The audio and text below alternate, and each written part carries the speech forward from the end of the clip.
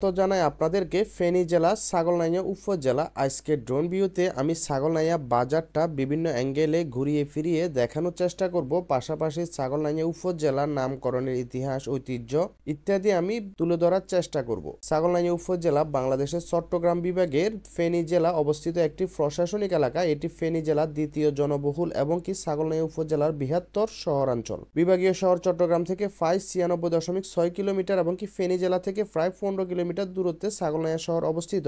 ছাগলনাইয়া উপজেলার প্রাচীন ইতিহাস সম্পর্কে আমি কিছু তুলে ধরতে চাই। কিছু প্রসিদ্ধ মতানুযায়ী বর্তমান ছাগলনাইয়া কোনো এক সময় বৌদ্ধ সভ্যতার অন্তর্গত ছিল। পরে উত্তরে পাহাড়ি স্রোতে প্রাকৃতিক কারণে নদী ভাঙনে সাগর বিলীন হয়ে কালের বিবর্তনে আবার ধীরে ধীরে ভূমি খণ্ড খণ্ড রূপে জেগে ওঠে। ছাগলনাইয়া ভেঙে জেগে ওঠা ভূমির কারণে এখানে কুমিল্লা বা ত্রিপুরার অংশ, নোয়াখালী বা চট্টগ্রাম উপকূলীয় অঞ্চলের মতো প্রাচীন কোনো স্থাপনার নির্দেশন নেই। মাত্র কয়েকশো বছর আগেও পুরান রানীরহাটে আশলেঘাট থেকে পশ্চিম ছাগলনাইয়া পর্যন্ত প্রায় 14 থেকে 15 মাইল ব্যাপী প্রশস্ত নদী ছিল এবং এই অংশে পরিবহনের একমাত্র মাধ্যম ছিল খেয়া নৌকা। ছাগলনাইয়ের কিছু অংশে অনেক পূর্বে জেগে উঠেছে বন জঙ্গল পূর্ণ হয় পাহাড়ের নিকট খণ্ডস্থান বলে তখন এলাকার নাম হয় খণ্ডল। ব্রিটিশ আমলে প্রথম দিকে ছাগলনাইয়ার নামকরণ করা হয়, সে নামকরণের নির্ভরযোগ্য বিস্তারিত জানা যায়নি।